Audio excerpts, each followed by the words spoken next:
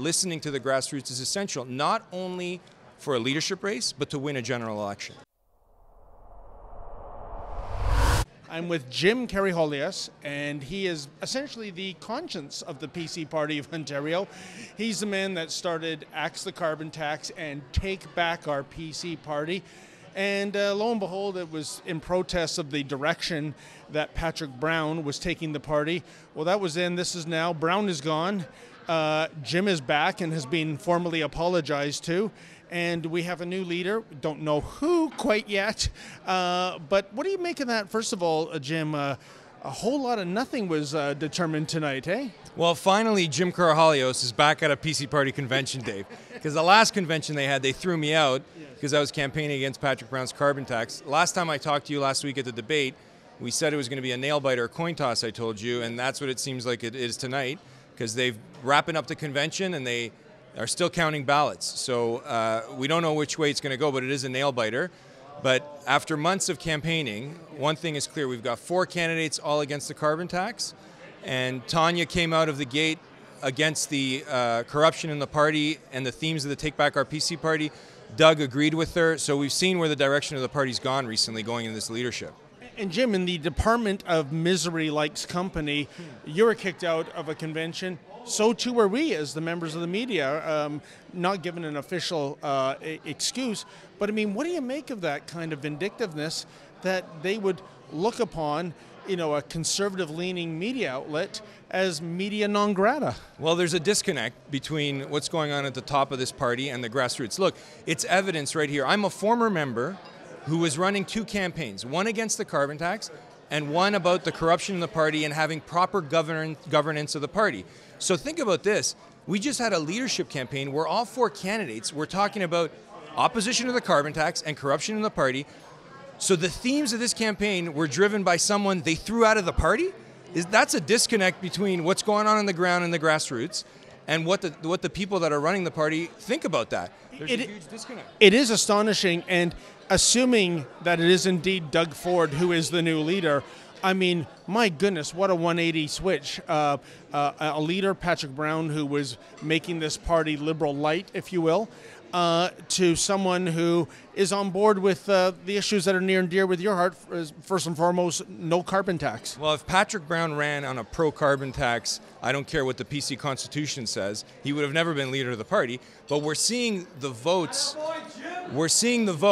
adding up for those candidates in the race that were embracing the positions that the grassroots wanted. Tanya Granick-Allen jumped out of the gate. She embraced the Take Back Our PC Party themes. She talked about corruption. She's going to overperform on the final ballot. For someone that no one knew, she's going to do great on the final ballot because she embraced those themes that I've been writing about for 6 months. And Doug Ford, right out of the gate, I'm going to axe the carbon tax. It's been a campaign that's been going on for a year, and that's why he's got a good shot at winning this thing. Even Christine, initially, she benefited from the fact that she was the person who lost to Patrick Brown last time.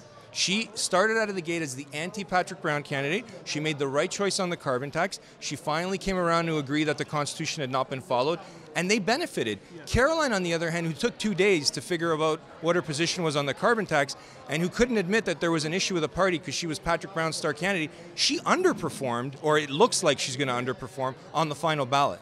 And Jim, regardless of who is the leader, hopefully come Sunday or Monday or whenever it's chosen, is there not still a lot of house cleaning? I know the clock is ticking, but you know more than anyone that there have been so many ridings that have ended in disarray, controversy, even outright fraud. We have a criminal investigation in one, Hamilton, Ancaster, West Dundas. Is there enough time to have new nomination ridings, or is the leader going to have to go with whoever's installed already? No, there's plenty of time. I mean, not all the nominations have been done. But look, when I was talking about my campaigns about governance of the party and the Constitution, people thought it was eye-glazing. What's the big deal? You know, some people even suggested this has happened before. And then yesterday, on Friday, all the media was talking about the PC Constitution when the court challenge came. So it's quite clear that this is a legal document and it matters. Democracy matters. So we heard today Vic Fideli at the convention talk about the party uniting because there are bigger issues at hand. The unity of the party is easy to do.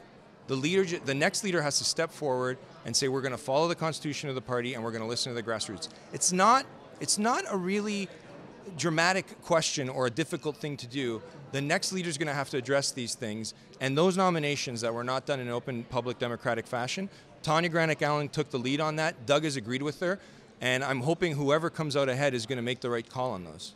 And Jim, what do you make of what's happened tonight? I mean, everyone was thinking, oh, thank goodness, especially after that 11th hour court decision of yesterday, we are going to have closure, we are going to know a new leader, and here we are, kept in suspense as, I don't know, is there some tie-breaking process going on? Is it some scrutineering of ballots? What do you make of what's going on? So I don't have good knowledge. I mean, if it's a close race and it's neck and neck, there's going to be recounts probably. I don't really know. Challenges of votes. We don't know.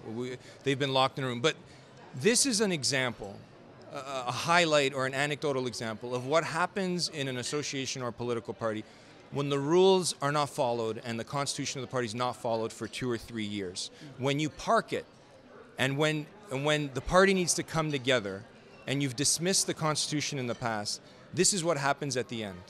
And it's not a clean process that it should be, but this is why in future this party has to take governance seriously and follow the governance processes that are in place, both in the constitution and traditionally, so we avoid this chaos and this party avoids this chaos again, because it's not a small thing. You know, Vic said, let's unify because our small differences. And he did a great job as interim leader trying to root out the rot. But fair voting and corruption in a voting system and cleaning out that corruption and governance, those are not small things, Dave. Those are fundamental to our democracy. We can't just roll over and say, what's the big deal? And one last question, Jim. Is this a measure of vindication for you? I mean, we go back a few months and Patrick Brown is the leader of the party, kicked you out of the party, suing you. Now Patrick Brown is yesterday's man, and the things you are fighting for are being embraced by the candidates. I mean, it must feel good. Well, I don't think vindication for me is the word, but I'm happy for the supporters of Axe the Carbon Tax and for Take Back Our PC Party, because for a long time people were dismissing us. You know, commentators are saying anyone can just put up a website. It doesn't mean that the grassroots care. You know, Patrick Brown was saying the grassroots were for the carbon tax.